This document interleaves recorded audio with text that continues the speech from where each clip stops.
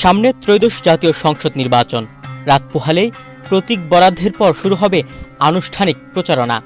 আর নির্বাচন মানেই poster, banner, মিছিল, সমাবেশ আর মাইকিং। তবে এবারের নির্বাচনে পোস্টার ছাপানো নিষিদ্ধ করেছে নির্বাচন কমিশন। এ কারণে আগের যে কোনো নির্বাচনের চেয়ে এবারের প্রচারণায় মাইকের গুরুত্ব বেশি হওয়ার কথা। কিন্তু ঢাকায় যেসব মার্কেট বা দোকানে মাইক বিক্রি হয় সেখানকার চিত্রটা সম্পূর্ণ ভিন্ন। দেশজুড়ে নির্বাচনের আমেজ শুরু হলেও মাইক ব্যবসায়ীদের বিক্রির খাতা শূন্য। রাজধানীর বড় বড় মাইকের দোকানগুলোতে নেই কোনো ব্যস্ততা। সারি সারি হ্যান্ড মাইক ও সাউন্ড সিস্টেম সাজানো থাকলেও ক্রেতাদের দেখা মিলছে না।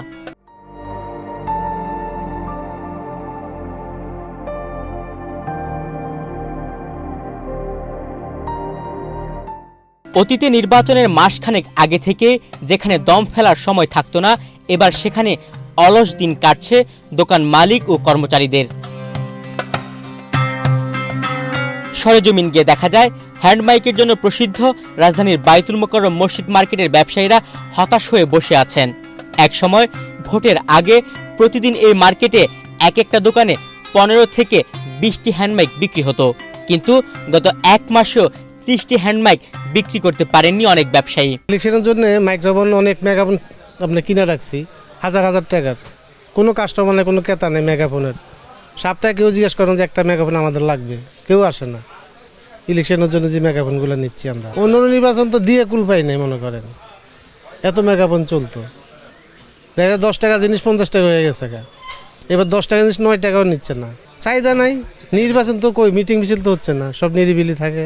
আমরা অনেক বছর ধরেই এই মাইকের ব্যবসায়ী আমরা জড়িত আছি, কিন্তু এইবারই প্রথম দেখলাম যেরকম আমরা সবাই নির্বাচন চিন্তা করে অনেকে বিভিন্ন মাইক টাইক এগুলো স্টক করে, কিন্তু সেই তুলনায় এগুলার এবার আউটপুট নাই। মানে সেল এত কমে গেছে যে জানি না, হয়তো মানুষের হাতে টাকা পয়সা নাই নাকি, কিন্তু নির্বাচনের জন্য তো এটার উপরে একটা বড় একটা প্রভাব পড়ে সব সময়। কিন্তু এখন এই জিনিসটা একবারই নেই, এই বছরে আমরা দেখতে পারতেছি। এখন জানি না আর কয়দিন বাকি আছে, এই কয়দিনে আর কীরকম কী আউটপুট হবে। স্টক তো অনেকই অনেক রকম করেছে, কেউ হাজারখানি, কেউ মেগাফোন হ্যান্ডমাইক কিনে রেখেছে নির্বাচনে বিক্রি করবে, কিন্তু সেই তুলনায় দেখা গেল এই মাসে মনে হয় 20-30টা হ্যান্ডমাইকই গেছে কিনা সন্দেহ আছে।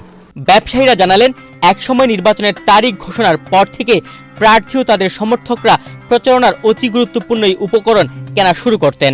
অনেকে অগ্রিম অর্ডারও দিয়ে যেতেন, কিন্তু এবার মাইকের দোকানে নেই ক্রেতা সমাগম।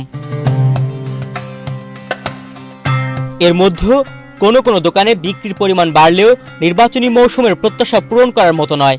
হ্যান্ডব্যাগের চাহিদা ইলেকশন অনুসারে তুলনামূলক কম চলছে, আমরা চলছে মোটামুটি ভালো চলছে, কিন্তু যেভাবে যাওয়ার কথা ছিল ওইভাবে চলাচল হচ্ছে না।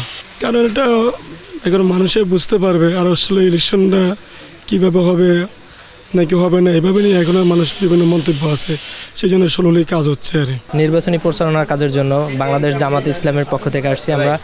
মহিবুল্লাহ হারুন বরগুনা 1 আসনের ওনার মানে ক্যাম্পেইনের জন্য আর কি ইউজ করার জন্য নিতে আসছি।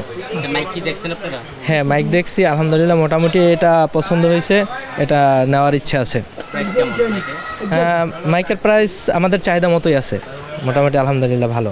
জাতীয় নির্বাচন সামনে রেখে ব্যবসায়ীরা তাদের দোকানে অতিরিক্ত মাইক মজুত করেছেন। সে তুলনায় বিক্রি না বাড়ায় তারা এখন হতাশ। তুহিন ভুইয়া, বাংলাদেশ প্রতিদিন।